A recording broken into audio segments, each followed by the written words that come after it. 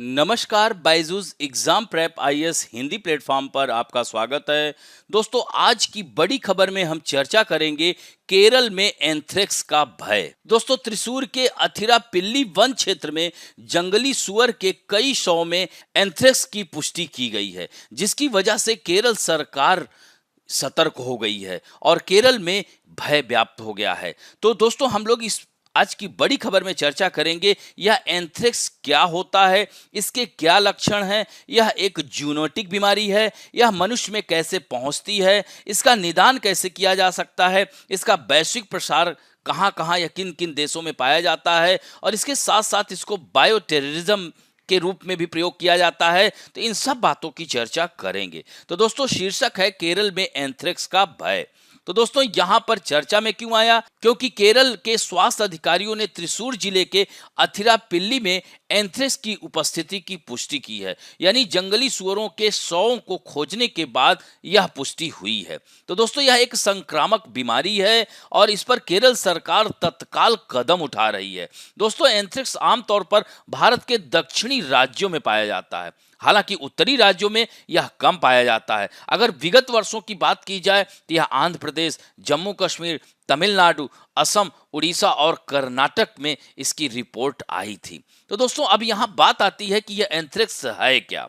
तो एंथ्रेक्स, जिसे malignant pustule या वूल सॉर्टर रोग के रूप में भी जाना जाता है, यह एक दुर्लभ लेकिन गंभीर बीमारी है जो बैसिलस एंथ्रेसिस नामक रॉट के आकार के जीवाणु के कारण होती है। यह प्राकृतिक रूप से मिट्टी में होता है। डब्ल्यूएचओ के अनुसार यह मुख्य रूप से शाकाहारी जीवों की बीमारी है, जिससे घरेलू और जंगली दोनों तरह के जानवर इससे प्रभावित होते हैं। एंथ्रेक्स एक जूनोटिक रोग है, जिसका अर्थ है कि प्राकृतिक रूप से जानवरों यानी आमतौर पर कशेरुक से मनुष्यों में यह संचारित होता है। लोग संक्रमित जानवरों या बैक्टीरिया से दूषित पशु उत्पादों के संपर्क में आने से बीमारी प्राप्त कर सकते हैं। डब्ल्यूएचओ के अनुसार एंथ्रेक्स का आमतौर पर गैर संक्रामक माना जाता है। व्यक्ति से व्यक्ति संचरण के उदाहरण हैं, लेकिन ऐसे उदाहरण अत्यंत दुर्लभ हैं। तो यहां पर 1, 2, 3 पॉइंट में दिया गया है, इसे भी जरूर देखेंगे। ये देख सकते हैं कि त्वचा में यह कैसे फैलता है। दोस्तों, अब बात आती है कि एंथ्रेक्स के लक्षण क्या होते हैं, यह कैसे यह फैलता है। तो यहां पर पशुधन प्रजातियों में जैसे मवेशी, भेड़ या बकरी, पहला संकेत आमतौर पर झुंड के भीतर 1 या 2 जानवरों की अचानक मृत्यु हो जाती है। उनकी मृत्यु से पहले वे तेज बुखार के लक्षण दिखा सकते हैं। तो वन्य जीवों में अचानक मृत्यु भी एक सामान्य संकेतक है। अक्सर प्राकृतिक छिद्रों यानी मुंह, नाक, कान, गुदा से खूनी निर्वहन के साथ सूजन, अपूर्ण कठोर मोर्टिस और रक्त के थक्के की अनुपस्थिति, ऐसा डब्ल्यूएचओ का मानना है। मनुष्यों में त्वचीय एंथ्रेक्स, जिसे क्यूटेनियस एंथ्रेक्स कहा जाता है, जैसे त्वचा पर, यहां पर आप देख सकते हैं त्वचा पर छाले, खुजली, फफोले पड़ जाते हैं, स्किन पर बिना दर्द के स्वेलिंग हो जाती है, सूजन हो जाती है, त्वचा पर काले काले धब्बे दिखाई देने लगते हैं, लिम्फ ग्लैंड और ऊतक में सूजन आ जाती है। इसी तरह से दोस्तों, इनहेल एंथ्रेक्स से पीड़ित व्यक्ति में जैसे ठंड लगना, गले में दर्द, उल्टी आना, मांसपेशियों में दर्द, सांस लेने में दिक्कत और अंत में गैस्ट्रोएंटेस्टाइनल एंथ्रेक्स के लक्षणों में मतली और उल्टी यानी खून के साथ गर्दन की सूजन, पेट दर्द और दस्त शामिल हो सकते हैं। दोस्तों, अब बात आती है कि यह मनुष्यों को कैसे संक्रमित करता है। तो इसमें आप देख सकते हैं, इसके माध्यम से एंथ्रेक्स आमतौर पर एंथ्रेक्स स्पोर्स को प्रत्यक्ष या अप्रत्यक्ष रूप से यानी छूने से, सांस लेने से और खाने से फैलता है। तो एंथ्रेक्स स्पोर्स एक बार अगर शरीर में हमारे प्रवेश कर जाता है तो यह जो है एक्टिवेट हो जाता है और बैक्टीरिया की संख्या बढ़ा करके विषाक्त पदार्थ उत्पन्न करने लगता है। इसके अलावा व्यक्ति जानवरों और जैविक हथियारों के जरिए भी एंथ्रेक्स के संपर्क में आ सकता है। तो दोस्तों, इसमें घरेलू और जंगली जानवर, संक्रमित जानवरों से बनने वाले उत्पाद जैसे ऊन, खाल, संक्रमित पशुओं का पका मांस खाने के कारण भी एंथ्रेक्स के बैक्टीरिया हमारे शरीर में प्रवेश कर जाते हैं। दोस्तों, अब बात आती है कि इसका इलाज कैसे किया जाए। तो दोस्तों, इसमें सबसे महत्वपूर्ण यही है कि डॉक्टर्स इसकी जांच भी कराते हैं, मरीज का पारिवारिक इतिहास भी देखते हैं और इस बीमारी को जानने के लिए वह डॉक्टर कुछ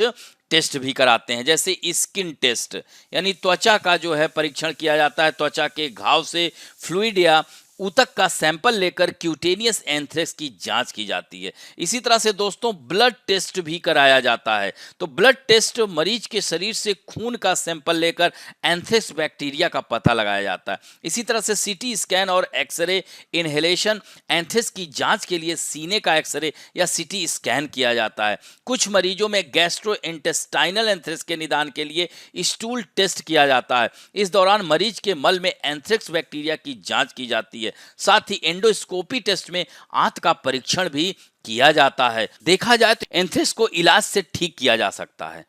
कुछ थेरेपी और दवाओं से व्यक्ति में एंथ्रेक्स के असर को कम किया जा सकता है। WHO के अनुसार संक्रमण के शुरुआती दौर में दी जाने वाली एंटीबायोटिक थेरेपी प्रतिक्रियाशील साबित हुई है। दोस्तों मरीज को लगातार 60 दिनों तक एंटीबायोटिक जैसे सिप्रोफ्लेक्सेसिन, डॉक्सीसाइक्लिन को भी विकल्प के रूप में इस्तेमाल किया जा सकता है। एंथ्रेक्स बैक्टीरिया को नष्ट करने के लिए मरीज को एंथ्रेक्स और बायोथेरिक्स वैक्सीन दी जाती है। बैसिलस एंथ्रेसिस बैक्टीरिया के टॉक्सिन को शरीर से बाहर निकालने के लिए मरीज को एंटी टॉक्सिन थेरेपी भी दी जाती है। इसके अलावा कुछ मरीजों में इलाज के बाद एंथ्रेक्स का प्रभाव कम न होने पर सर्जरी से संक्रमित ऊतकों को बाहर निकाल दिया जाता है।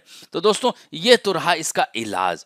अब बायोटेररिज्म और एंथ्रेक्स की अगर बात करते हैं तो एंथ्रेक्स को एक महत्वपूर्ण जैविक हमले के एजेंट के रूप में प्रयोग किया जाता है और इसके लिए यह जाना भी जाता है। क्योंकि भारत जैसे देश अगर इधर बात करें तो चीन है और इधर पाकिस्तान, तो इस तरह से भारत को खतरा रहता है कि कहीं एंथ्रेक्स के जीवाणु को सैन्य हथियार के रूप में उपयोग में तो नहीं ला रहे हैं ये देश। इसे पानी और वायु में छोड़कर आसानी से फैलाया जा सकता है, जो कि एक ही समय में हजारों लोगों को प्रभावित कर सकता है। और एंथ्रेक्स एक खतरनाक एवं जानलेवा रोग है। जब सांस के माध्यम से यह प्रेषित होता है तो लगभग हमेशा घातक होता है। एंथ्रेक्स का जीवाणु कई दशकों तक जीवित रह सकता है, यानी वह डोरमेंट स्टेज सुसुप्तावस्था में चला जाता है और अनुकूल माहौल मिलते ही उत्पादित हो जाता है तथा हवा व पानी के माध्यम से यह फैलने लगता है। तो यहाँ पर हमने देखिए दिया हुआ है bioterrorism and other form of terrorism.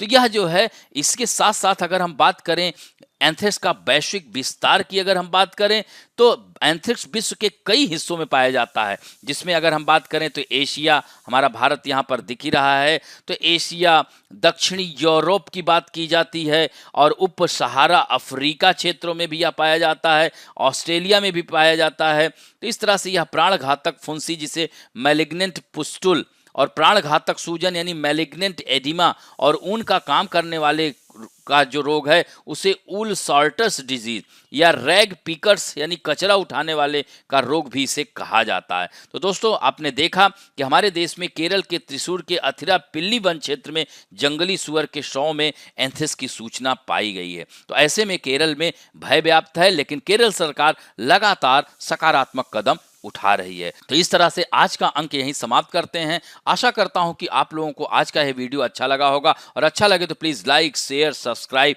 और बेल आइकन के साथ साथ कमेंट करना ना भूलें। धन्यवाद।